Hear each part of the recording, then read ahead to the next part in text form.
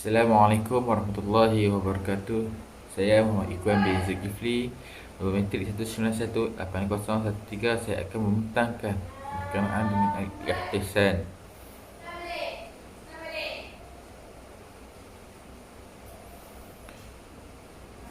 Ta'rif ta'rif lughah al-ihtisan adalah huwa huwa addu syai'un husnan, iaitu menukarkan satu perkara menjadi yang lebih baik. Dan ta'rif istilah pula adalah tarkul qiyas di dalil aqwa minhu min kitabin aw sunnah aw ijma'. Yang kedua, al-udul an qiyas jali ila qiyas khafi, iaitu menguatkan qiyas. Dia macam ihtisan ni ialah satu hukum yang tak disepakati oleh ulama, yang mana ulama Hanafi, ulama Hambali, Hanafi, setengah lagi dia menerimanya. Tetapi Imam Syafi'i menolak ihtisan, sebab Imam Syafi'i ni mengatakan ihtisan boleh membuka fikiran kita untuk pergi kepada benda-benda yang lebih tak elok. Sebab ihtisan ni dah membuka fikiran kita, melalui dia akan merosakkan fikiran kita lah. Maksudnya bila terlalu banyak menggunakan ihtisan, menjadikan satu perkara itu boleh diterima saja. Contoh, Imam Malik mengatakan, Imam Syafi'i mengatakan haid, bila perempuan tu haid diharam solat. Dia kiaskan dan menggunakan kiaskan kepada orang yang haid ini seperti mana berjunub. Jadi selagi mana dia tak mandi, selagi mana orang junub dan orang haid ni tak mandi, maka dia tak dibolehkan oleh untuk sembahyang. Macam tu.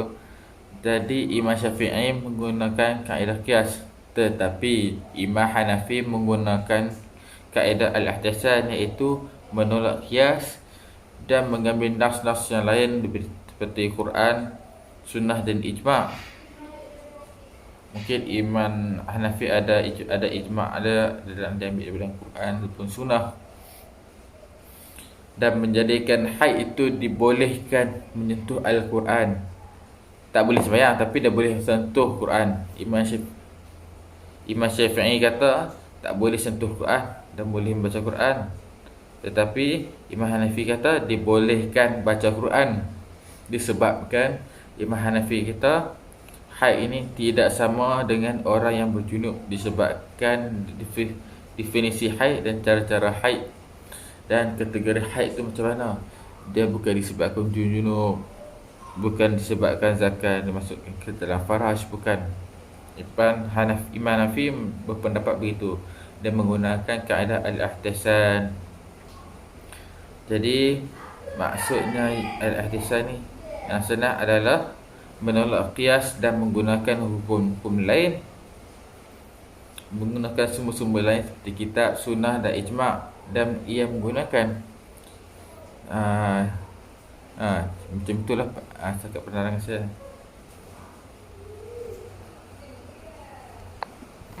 Okey, supaya kita pergi kepada anwa' al-ihtisan. Okey, yang pertama ni al-ihtisan bin nas. Ihtisan dengan nas, dengan mana? Ai ma kanu mustanadahu an-nas, yang mana dia punya sandaran kepada ihtisan ni adalah bersandarkan an-nas, yang mana wahwa ay yaruddu min syara' nas khas fi juz'iyyah yaqdi hukman laha ala khilafun al-hukmu al-thabit linadhairiha bimuqtadi al-qawa'id al-'ammah, yang mana khusus pada perkara-perkara yang juz'iyah, yang mengenai hukumnya berbeza dengan hukum yang sabit dalam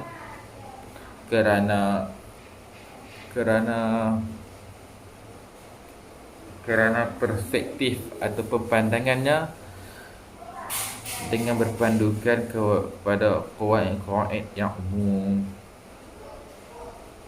Contoh antara ihtisan yang digunakan pakai dan dianggap muktabar di sisi syarak ialah seperti contoh bank salam. Bank salam ni satu jual beli yang mana kita bayar duit secara tunai cash, tetapi barang itu barang yang kita bayar dengan harga tersebut belum sampai di hadapan kita.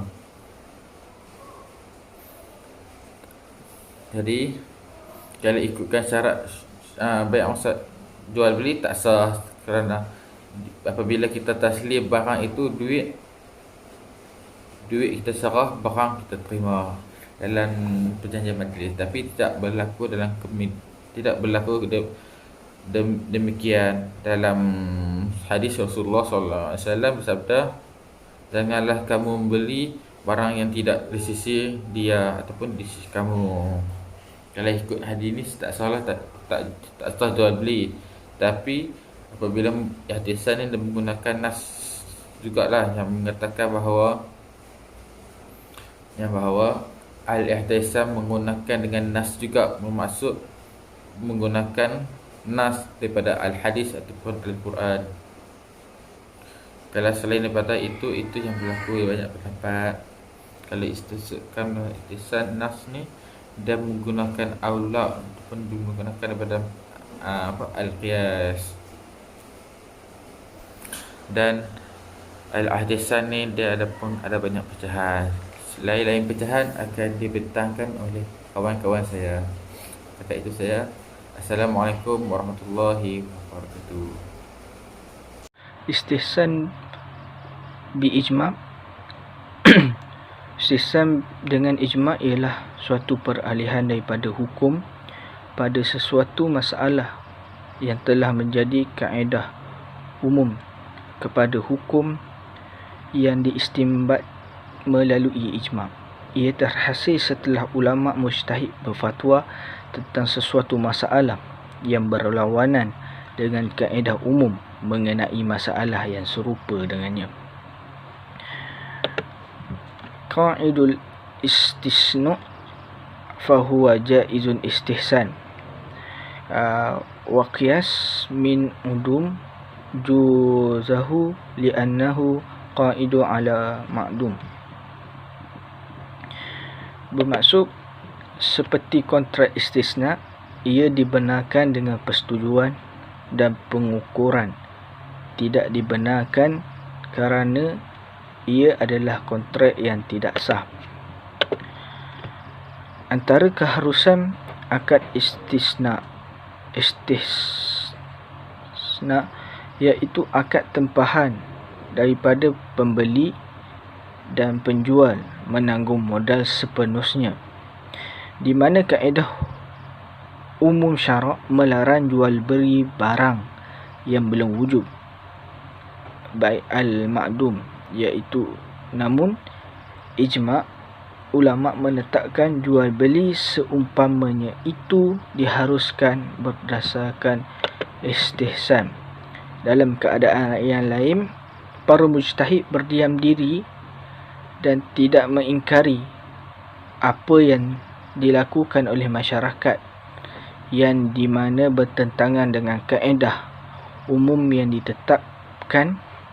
Sebagai contoh, tidak sah jual beli salam jika dikiaskan kepada akad jual beli, kerana benda yang diakad belum ada ketika akad. Oleh kerana jual salam adalah baik dan perlu dalam masyarakat, maka ulama mengira baik dan harus. Istihsan bil qiyas khafi. Keadaan ini berlaku terhadap masalah yang mana bercantum di antara dua kias, di mana satu kias jelas ilahnya satu kias tidak jelas ilahnya. Istihsan jenis ini ialah dengan mengeluarkan hukum berasaskan kias yang tidak nyata.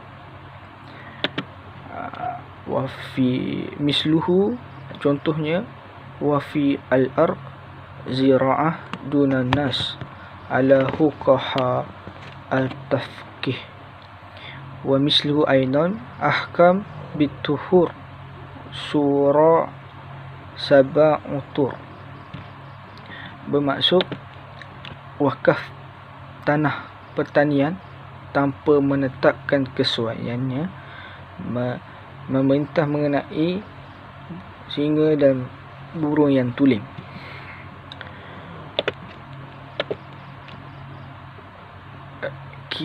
Istihsan dengan kias khafi, contohnya hukum sucinya bekas minuman yang diminum burung helang berdasarkan kias khafi, kias yang tersembunyi, walaupun pada asalnya menurut kias jali, kias yang jelas.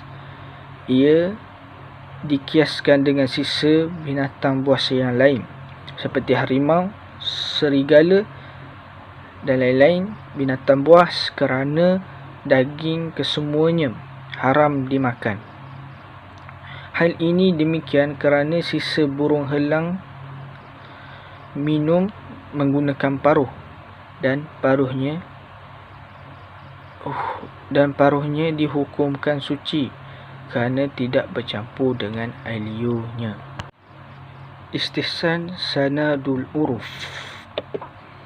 Hal istihsan berdasarkan uruf. Hal tersebut berlaku pada masalah menjadi amalan dan kebiasaan masyarakat dan ianya bertentangan dengan kaedah umum. Contohnya menurut fiqh mazhab Hanafi, antara prinsip umum harta wakaf hendaklah berkekalan. Berdasarkan prinsip ini, maka tidak harus mewakafkan harta yang mudah dipindahkan kerana ianya menunjukkan tidak berkekalan. Sebaliknya, Imam Muhammad bin Hasan dari mazhab Hanafi mengharuskan wakaf yang sama. Ada harta yang mudah dipindah kerana ia menjadi kebiasaan atau adat masyarakat mewakafkannya, seperti buku-buku. Ia dibolehkan atas dasar istihsan yang menyalahi prinsip umum dan pegangan Imam Abu Hanifah sendiri. Contohnya kajurul wakaf mangkul alladhi ja'al uruf bil waqfiha kal kitab wal wani wan nahawa ala ri'a ba'dal fuqaha istisna minal usul al-imam al-umum fil wakaf. Bermaksud seperti kebenaran untuk menganugerahkan harta alih yang menjadi kebiasaan untuk menghentikannya, seperti buku, perkakasan dan sejenisnya. Menurut pendapat beberapa ahli hukum dengan pengecualian dari prinsip pemberian. Contohnya, hukum keharusan mengenakan bayaran tertentu untuk bilik mandi awam tanpa menghakkan kadar isu padu air yang boleh digunakan serta tempoh penggunaan bilik air tersebut. Istihsan dengan uruf. Dalil kias menetapkan satu akad mesti berlaku pada perkara yang diketahui dan ditentukan baik al-maklum. Namun dalil istihsan mengharuskan kerana uruf manusia pada sepanjang zaman menerima akad seumpama ini. Okey, seterusnya kita beralih kepada anwa'ul istihsan. Istihsan bil maslahah. Maksud istihsan bil maslahah, iaitu istihsan dengan maslahah bermaksud mengambil maslahah sebagai sandaran hukum bagi masalah yang tertentu dalam keadaan hukum tersebut bertentangan dengan kias. Faktor yang menyebabkan maslahah lebih diutamakan daripada kias ialah mengambil hukum yang bersandarkan maslahah lebih dekat dengan kehendak syarak secara umum, iaitu untuk melaksanakan kemaslahatan dan menolak kemudaratan di dalam sekalian hukum yang disyariatkan. Walau bagaimanapun, maslahah ini juga hendaklah mempunyai nas syarak yang mengiktiraf penggunaannya di dalam masalah ini secara keseluruhan agar ia mampu untuk menolak hukum yang berdasarkan kias di atas. Okey, itu adalah antara maksud istihsan dengan maslahah. Okey, untuk contoh istihsan dengan maslahah, tatminu al-ajir al-mushtaraka ma yahullak indahu min amta'ata الناس إلى إذا كان الهلك بقوة قاهرة لا يمكن دفعها أو التحريز منها. Okay, contoh istihsan dengan maslahah. Contohnya, seseorang yang mengambil upah daripada seseorang untuk melaksanakan sesuatu pekerjaan atau perkhidmatan digelarkan sebagai ajir. Digelar sebagai ajir. Ulama membahagikan ajir kepada dua bahagian, iaitu ajir khas dengan ajir mushtarak. Ajir khas bermaksud seseorang yang telah mengikat kontrak untuk melakukan satu perkhidmatan dalam tempoh yang tertentu, dan orang yang meminta perkhidmatan berhak mengambil manfaat daripada dirinya dalam sekalian dalam sebilangan tempoh yang telah ditetapkan. Ajir ini digelar sebagai ajir khas disebabkan orang lain tidak berhak mengambil manfaat daripada dirinya dalam tempoh tersebut. Okey, seterusnya ialah ajir mushtarak. Ajir mushtarak pula bermaksud seseorang yang mengikat kontrak untuk melakukan satu perkhidmatan dalam tempoh yang tertentu, dan orang yang meminta perkhidmatan tidak berhak mengambil manfaat dari dirinya dalam sekalian tempoh yang telah ditetapkan. Ajir ini digelar sebagai ajir mushtarak kerana dia boleh melakukan perkhidmatan lain bagi dua orang ataupun lebih dalam waktu yang sama. Okey, secara ringkasnya lah, ajir khas ni kita boleh dapat manfaat daripada apa yang kita kerjakan dalam sesuatu tempoh. Manakala ajir mushtarak ini kita tak dapat manfaat pun daripada apa yang kita lakukan dalam satu tempoh masa tersebut. Okay, itu untuk senang kita fahamlah antara dua ajir ni, ajir khas dengan ajir mushtarak. Okay, seterusnya kita beralih kepada istihsan dengan darurat. Istihsan bit darurah. Okey, istihsan dengan darurat bermaksud wujud keperluan yang mendesak mujtahid untuk meninggalkan kias dan beramal dengan tuntutan darurat bagi mengangkat kesusahan yang mempunyai sangkaan yang amat kuat untuk berlaku. Okey, itu adalah maksud istihsan dengan darurat. Okey, antara contoh istihsan dengan darurat. Contoh istihsan dengan darurat ialah masalah perigi yang telah terkena najis dihukumkan masih suci. Berdasarkan kepada kias, perigi ini akan dihukumkan sebagai najis kerana tidak mungkin bagi kita untuk menuangkan air ke dalam perigi dengan tujuan untuk menyucikan perigi tersebut. Begitu juga air yang keluar daripada dalam perigi itu tetap dihukumkan najis kerana bercampur dengan air yang telah terkena najis. Akan tetapi, hukum berdasarkan kias ini telah ditinggalkan dan dipindahkan kepada hukum yang baru, iaitu perigi tersebut masih dihukumkan sebagai suci kerana wujud darurat yang sangat mendesak bagi memenuhi keperluan manusia. Contohnya, senang kita nak faham, kalau perigi tersebut dah terkena, kalau kita beranggapan bahawa perigi tersebut dah terkena najis, so maksudnya kita tak dapat gunalah air kat dalam tu sebab dah terkena najis, kotor kan, kita tak boleh guna. Okey. Akan tetapi kalau kita tak dapat guna perigi tersebut, mana kita nak dapat air, sebab dia merangkumi kemaslahatan umat, macam masalah yang kita akan hadapi jika kita tidak dapat menggunakan air kat dalam perigi tu. Okey, itulah maksudnya keperluan yang mendesak, wujud darurat yang sangat mendesak bagi memenuhi keperluan manusia. Oleh itu, apabila bertembung dengan hukum yang berdasarkan kaedah asal dengan hukum yang berdasarkan darurat, maka hukum yang berdasarkan darurat pasti diutamakan dan dikecualikan daripada hukum kaedah asal. Jika lebih senang kita faham, istihsan dengan darurat ini akan diutamakan jika berlakunya darurat, jika berlakunya masalah.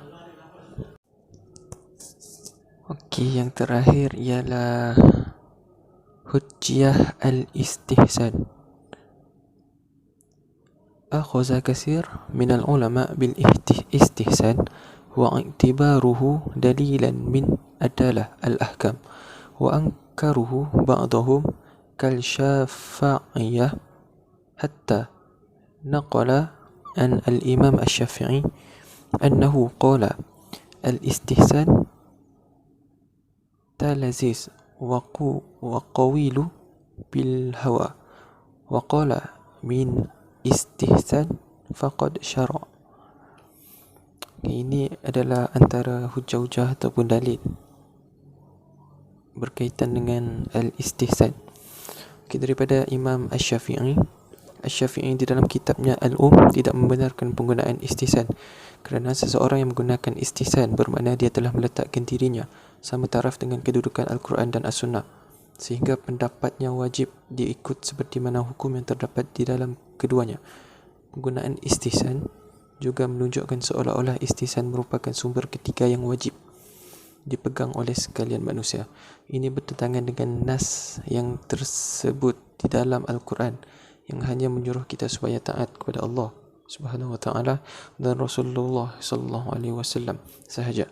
Sekiranya tidak ada penyelesaian masalah di dalam Al-Quran dan As-Sunnah, kita disuruh untuk menggunakan kias, bukannya istihsan. Sumber yang ketiga untuk kita merujuk jika ada masalah adalah dengan kias, di antara masalah tersebut dengan masalah yang terdapat di dalam keduanya. Itu adalah antara hujah ataupun dalil berkaitan dengan penolakan penggunaan istihsan.